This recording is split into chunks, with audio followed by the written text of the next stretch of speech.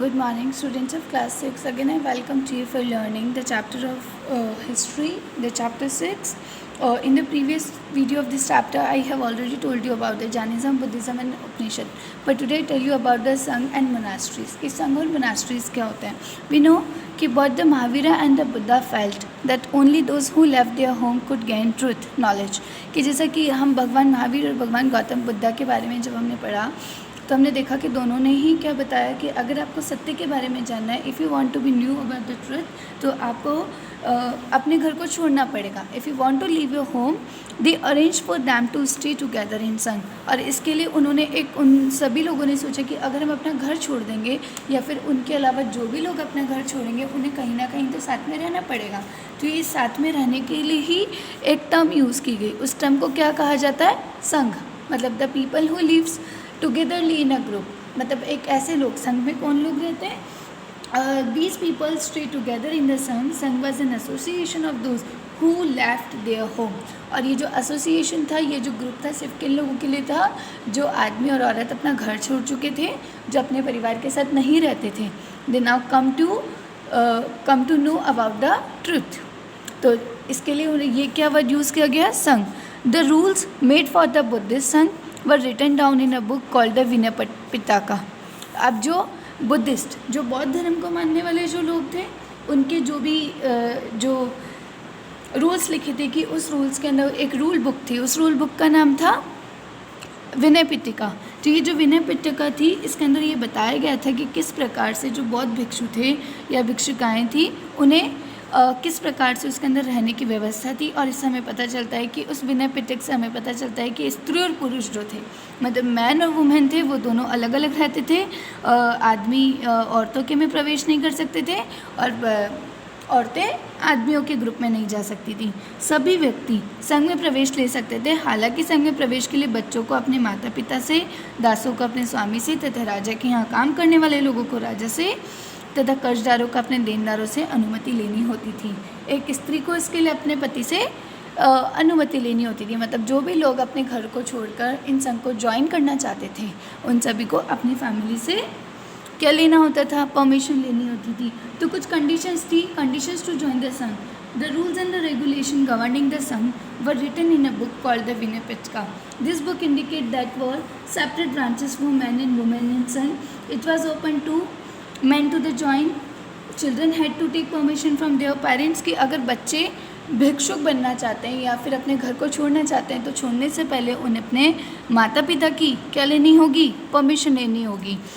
Okay. और अगर पत्नी है तो पत्नी को अपने पति से पूछकर ही संघ में जाने के लिए अनुमति लेनी होगी.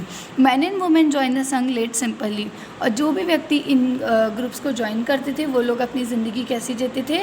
They live simple life. Okay. They meditate for the most of the time. उनका मोस्टली टाइम जो था, पूरे दिन का आधे से ज़्यादा समय था, वो योग में चला जाता था, ध्यान करने में चला जाता था. And went to cities and village to back for food during fixed hour. और जो समय उन्हें, और इवन वो अपने खाने के लिए, अपनी भूख मिटाने के लिए वो बैगिंग भी करते थे, भिक्षा मांगा करते थे खाने के लिए. That is why they were known as the bhikshus. The practitioners beggar and bhikshu. They taught others and help one another. ये दूसरों को शिक्षा दिया करते थे, साथ में खुद भी पढ़ा करते थे और साथ ही दूसरे लोगों की हेल्प भी किया करते थे, मदद भी किया करते थे. They also held meetings to settle and queries that took place within the संघ.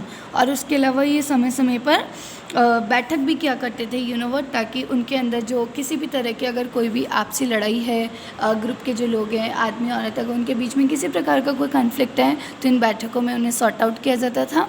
Those were joined to Sangha included Brahmin, Kshatriya, merchants, labourer, barber, courtesans and slave. और इसके अंदर संघ में प्रवेश लेने वालों में ब्राह्मण भी होते थे, क्षत्रिय, व्यापारी, मजदूर, नाई, गणिका एवं दास शामिल थे.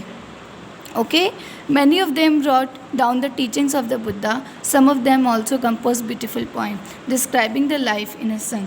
और इनमें से कई लोगों ने बुद्ध की जो शिक्षाओं के विषय के बारे में बहुत कुछ लिखा, और कुछ लोगों ने तो अपने जो एक्सपीरियंसेस थे संघ के, उन्हें सुंदर सी जो पोएम होती थी, कविता के रूप में भी प्रेजेंट किया है. Okay.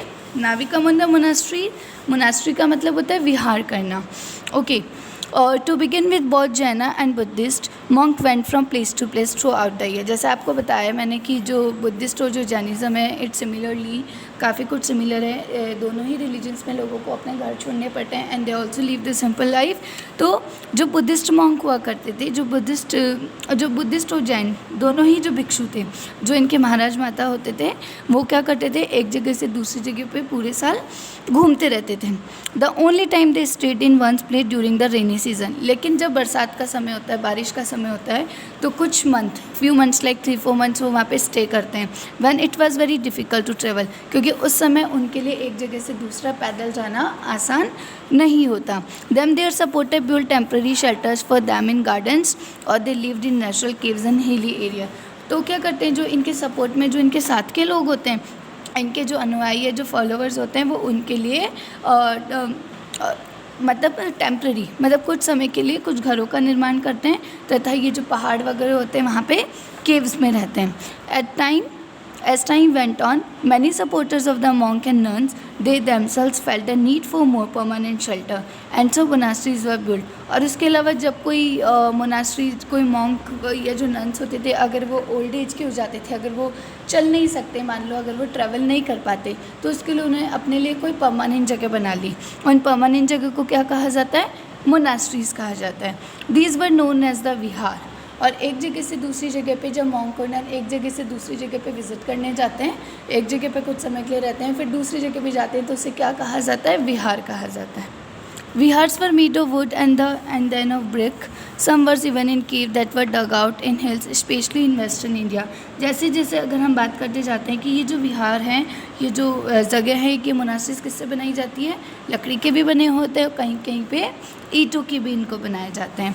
Very often the land on which the vihar was built by the denoted by a rich merchant or a landowner or the king. और इन मॉन्क और नन्स की सुविधाओं का ध्यान रखने के लिए कि जो मर्चेंट होते थे और जो राजा होते थे, वो इन सब का निर्माण करवाते थे उनके लिए, ताकि उन्हें किसी प्रकार की कोई समस्या ना हो। The local people came with gift of foods, clothing and medicine for the monk and nun. और जो सिंपल पर्सन होते थे, वो इनके लिए, मॉन्क और नन के लिए पुराने कपड़े लाया करते थे, उन्हें प्रेजेंट करते थे, मेडिसिन लेकर आया करते थे, फूड लेकर आया करते थे, ताकि उनसे उनकी लाइफ ईजी हो पाए। In return they taught the people. और इसके बदले में वो उन्हें क्या करते थे, ये भिक्षु और जो भिक्षुकाएँ होती थी, वो उन्हें पढ़ाया करती थी।